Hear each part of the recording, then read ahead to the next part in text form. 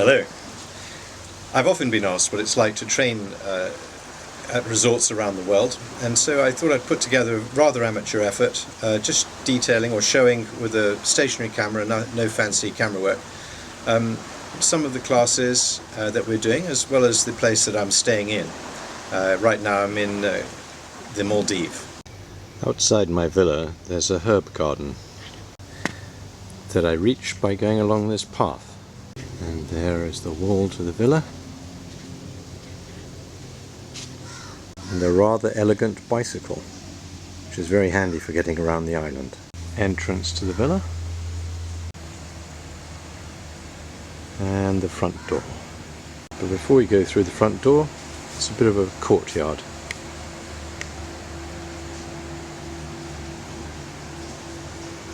And that's the door to my bathroom. Coming through the front door, we see the dining room and the sitting room, which has been turned into a classroom. An interesting bar and a humidor, and kitchen back there, and back there is a powder room, which then brings us to the swimming pool area. Rather interesting pool with a pagoda in the middle of it, sort of a pagoda. That sound you may be able to hear is the waves just outside on the beach. There's the second bedroom. There's the Indian Ocean, private beach. Swimming pool again. And at the far end is one bedroom, sitting room again, and the second bedroom.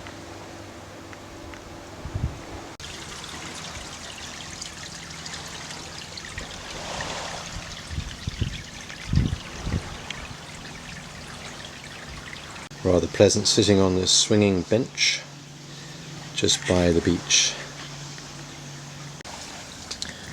Going out the gate.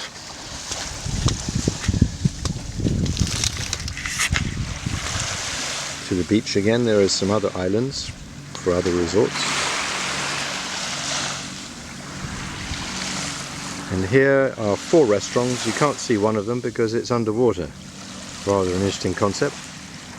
And quite a lot of cloud today. It's unusual. And there is the spa. Coming to the bedroom now.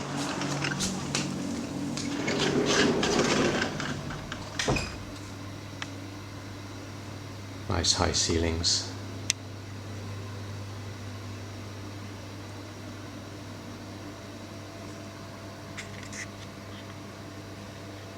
Just need someone to play chess with.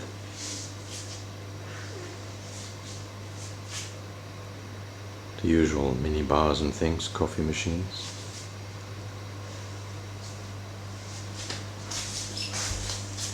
Nice desk. One dressing room with a requisite safe. Another. Lastly, the bathroom.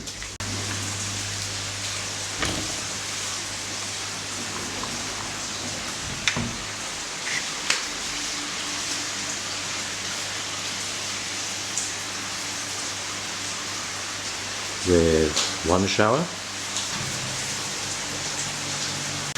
a second shower, an outside one that's not under cover. They're both outside, of course. Then we have sort of a pagoda type covering for the bath, which itself is surrounded by water. So this is one bath that doesn't matter if you let it run over. There's the gate into the doors into the courtyard. And lastly, what place would be complete without this little chap? What most people take a whole lifetime to sort of half understand, the subject of wines, I've put into 2 slides. So, don't expect too much. But what I've tried to do is to really capture the vital data that you need to know. Because I'm not going to try and make you experts in wines. for one very good reason. I'm not an expert on wine myself. Now keep your palm of your thing above, not your thumb. That's it. And lift the bottle up, and then twist the bottle while keeping a firm hold with your palm. There you go. Now is it starting to come up? Is it starting to come up? Twist. Did you release the basket? Okay, good. Well, just keep twisting the bottle. There it's coming up. And now remember to go like this as it starts to come almost to the top. Keep the bottles. That was, you see what happened there was, it was obviously coming up enough, and you should have just gone like that to allow a small amount of air to escape, and that would have just gone like that. It wasn't actually bad for it. What do you think? Yes. It's a good match. Very good. I think it's a great match. Very good. Very good match. Yeah. It makes it brighter, lighter, and it has a lot of strength of flavour from the wine as well as the cheese. Yeah. Yeah. Good. You didn't like it though? Because of that cheese. Oh, okay. Fine. I also have same cheese with you. Very great. All right. Should we go for salt?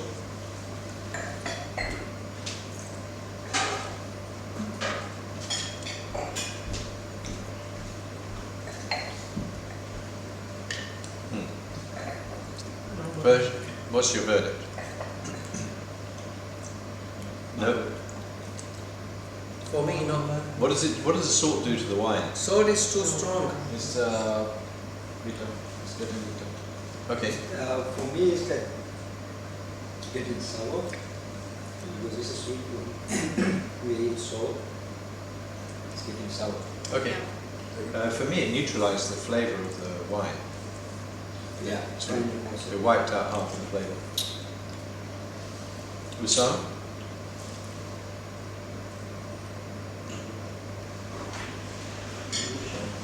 Not very good, but not very bad also. It wouldn't be the end of the world. Yeah, it might. I mean, I don't know if it's since it goes with cheese. With cheese is salty, and it didn't make a much difference. It makes the combination more interesting because I tasted nuts when I was trying cheese and the wine, but with salt, not bad, but not impressive. Right. I agree. And actually, I think a bit worse than not bad but not impressive, because for me it wiped out the flavour, 50% of the flavour. Okay, so we all have different points of view, but I think we all agree that it's not exactly right. Yeah. It's not the best combination. Ossobuco and Shiraz. Is there a fork I could use? Yeah. Grazie. Prego. Let's have you for the last row. No, we can check because it's hard. So how much amount of the beer we have to This way it can finish, or one bite from the beer? Just take a mouthful of veal. Okay. There's more here if you want to eat some of it after this, but... And then how does the Shiraz go with it? very good. Yeah.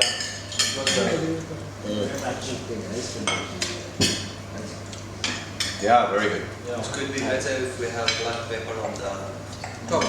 top of the beer. To complement Yeah. the wine. This also, buco, needs something else. It needs lemon zest, it needs parsley, a bit more tomato. It's a bit dry and flat in the flavour. But that notwithstanding, it's still a very good combination. Okay, so don't finish your Shiraz yet, because we've also got that other beef, yeah. We have tenderloin. Is what? Tenderloin. I didn't get it, so I don't know what it was. Tenderloin. Fine. I think it's Let's tenderloin. try. Do you think the Shiraz would go best with the tenderloin as well? I think yes. I agree. Let's try it. Okay. Oh, thank you.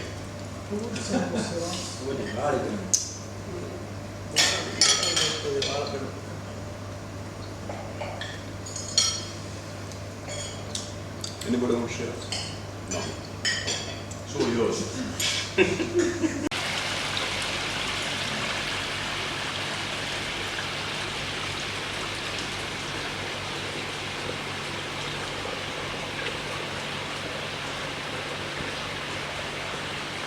afternoon, everybody. My name is Hoshi.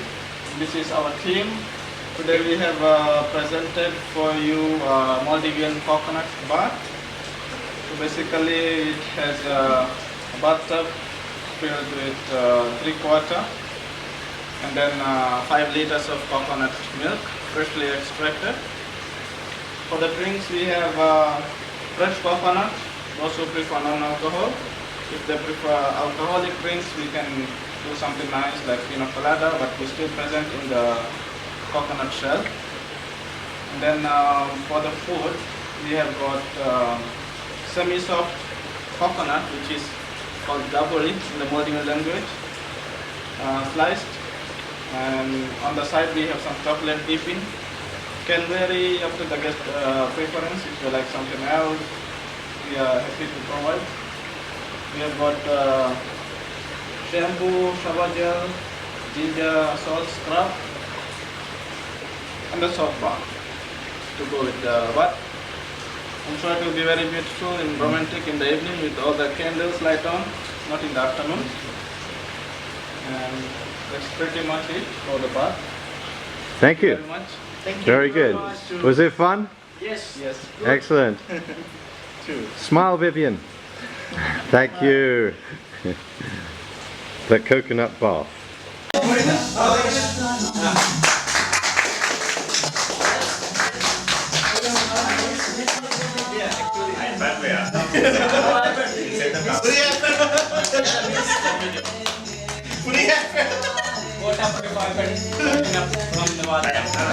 Okay, whose bath is this then? Mr. Hello, this is our milky foam bath, which is coconut milk. That we brought some rose petal and orchid as well. In our bath, we provide a bottle of champagne, that is rosé champagne, and we have a flower bouquet, plus local music. For the dipping, we have coconut flakes with. Thank you. Say hello to the camera. Hi. So, we're going to talk about tea, because you will be asked and do provide tea to guests, like for the early morning service, for instance. There is a proper way of making tea. One of the things that's important is water. You've got to have pure water. I always recommend spring water if it's not like Evian, which has a strong flavour to it. Definitely not tap water with chemicals in it. The reason for that is that these minerals or added chemicals will change the flavour of the tea as a result of the water having it in it. When you're bringing water to a boil, different teas require different temperatures. Black teas all need the water to come to a rolling boil. What rolling means is the bubbles pop at the top. But was that? 100 degrees centigrade. No, it's 200. Well, centigrade. Sorry, I'm thinking Fahrenheit. I was thinking you're going to have a lousy cup of tea at 100 degrees Fahrenheit. Yeah, quite right, 100 degrees centigrade. I don't know the centigrade versions, but it's about 190 degrees for green teas, for instance. Herb teas also can use boiling water, 212 Fahrenheit. White teas, maybe I think 192. I don't know the exact numbers. Maybe 194 degrees, 196 for green. Oolong needs a bit. Oolong is a sort of a cross between green tea and black tea. It needs a bit of a higher temperature. And black teas and herb teas should have boiling water. That's the first thing to know. There are kettles available that actually just press a button and will get it to the right temperature.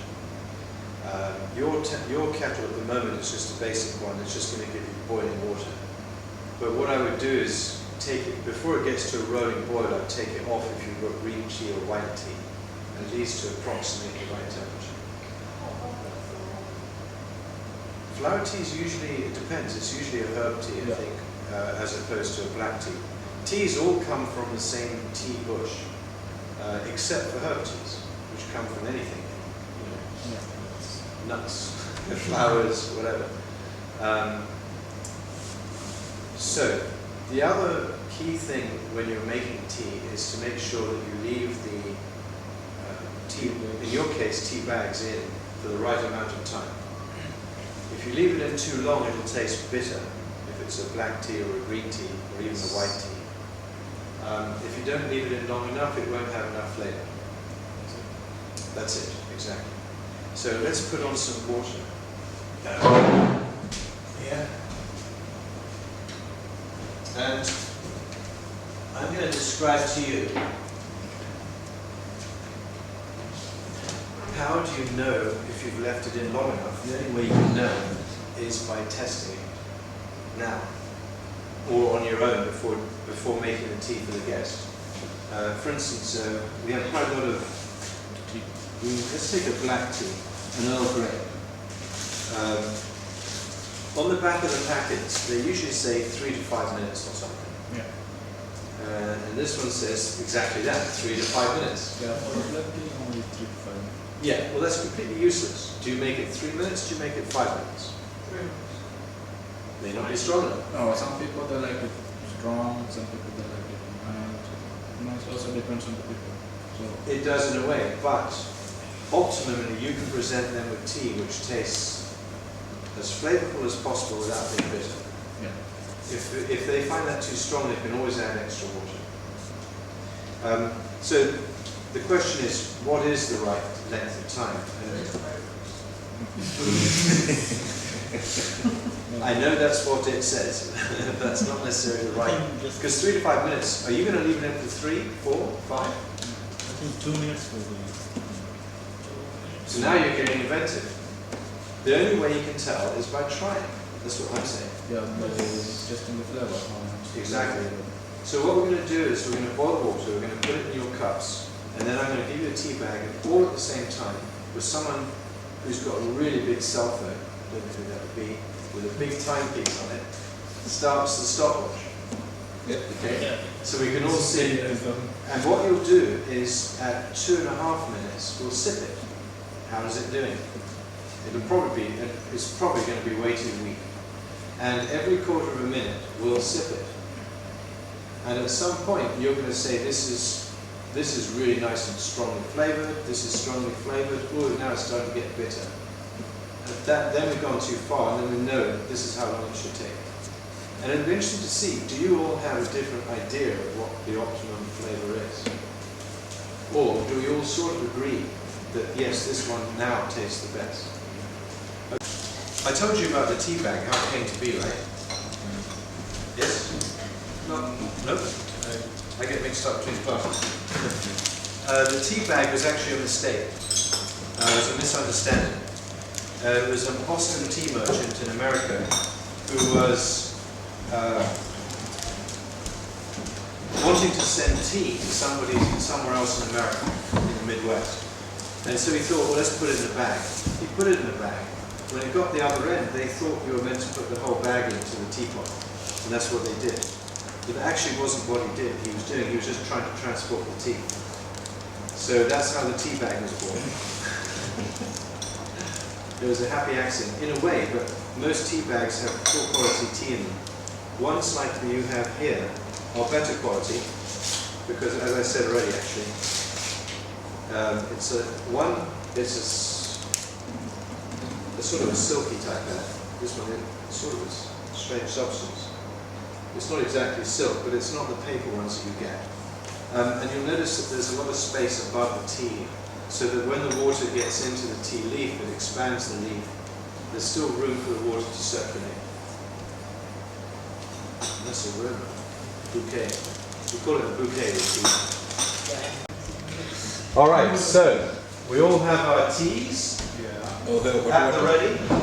Yes. And we have the timepiece. How many minutes? 2 minutes 45 seconds. Fast test. This one says 3 to 5 as well. So, when you're ready. Yeah. Okay. You say 1, 2, 3. 1, 2, 3. Go.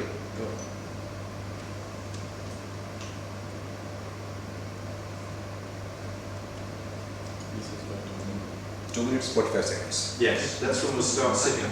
Just because normally it says 3 to 5, I just want to try what would happen if we did it a bit early, because maybe that's even better.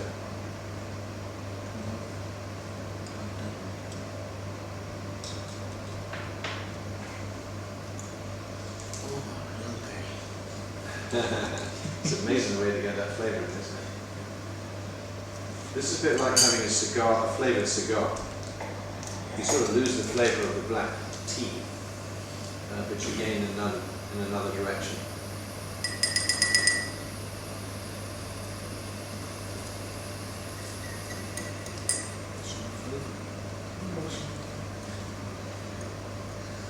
I told you about the Chinese and tea, right?